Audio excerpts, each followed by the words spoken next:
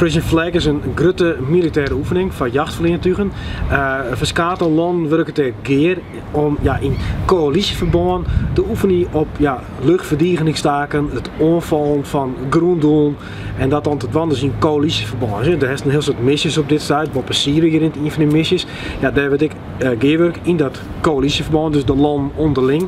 Nou, en daar moet wel op oefenen worden, zodat je duidelijk ha waar welke rol had, waar wat kan en hoe je inzetten kan. Leeuwarden heeft een vleenbasis met een ideale uitgangspositie. Er zit hier op, nou wat is het, 12 minuten vleen, dat is een beetje boven de Noordzee. De Noordzee is een van de grootste oefengebieden van Europa. Je kunt er alle kanten uit. Nou, het oefengebied dat ze nou broeken, dat strekt dus uit van Nederland, de Nederlandse kust, onder de Deense kust. En alles wat er tussenin zit, dat kunnen ze dan echt broeken als oefengebied. Dus het is vrij rond en de beste ik heel gauw. Ja, loodsoorlers is wel degelijk een probleem dat ik binnen Defensie leef. Er is een heel goed oorlees mooi de onweenenden. Allereerst goed zoals Defensie. De onweenenden die worden informeerd, die weten wat er speelt. Die mooi dit hier komen op de vleenbasis om te zien wat er dienen wordt aan het behein van de oorlees. Ze heeft het verneemde bochtje om Marsum. Als de vleentuigen opstiegen in de richting van Marsum, dan moet ze altijd een bochtje om Marsum heen. Dat moet de loodsoorlees het leven boven het warp een beetje verminderen.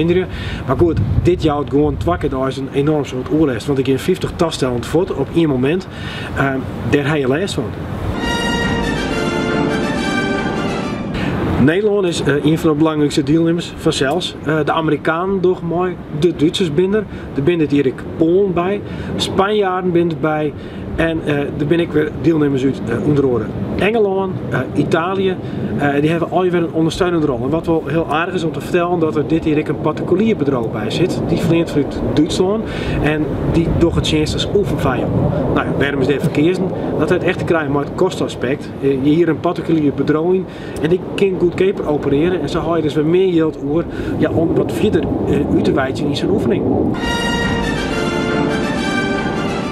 Ja, dat is een gewetensvraag. Dat mag vooral aan de spotters stellen die erbij binnen. Wat opvallend is nou, is dat er een groot Fransen mee doet. Die komen mooi de Mirage en mooi de Rafale. Nou, dat is een tassel die je hier net een heel stuk. Dit hier is er een Poolse MiG-29. Dat is van oorsprong Russisch tassel, Sovjet tassel. Ja, die is hier ik niet heel vaak. En nou ja, het saillante natuurlijk aan zo'n oefening is dat ze oefenen in een chinstander. Nee, die chinstander op dit moment, kun je wel intekenen, is al heel gauw Rusland of precies China. Nou ja, derde oefening op. Dat zijn de reële scenario's. En dan is het zelfs wel aardig dat ik een stel MiG-29 smijt. Ja, er wordt twakkendags stijgen de vleentuigen op. Dat is tussen 9 en 10 uur en tussen zo'n beetje 11 en dan gaan er beide keer zo'n 50 tasstellen gaan op missie. Dat kun je heel goed bekennen als het wordt. De Jelseme kant, dan kun je steen onder de Leeuwarden maar het wel goed oppassen. De binnenrestricties, dat gaat om parkeren. En aan de Marsum kant, daar heeft dan ik de spottersbeeld.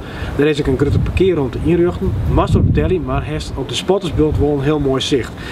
De binkkaartjes van, zie je op internet even uit wat de regels binnen, want je mag net samen stilstaan. En de politie treedt ik heel hard op.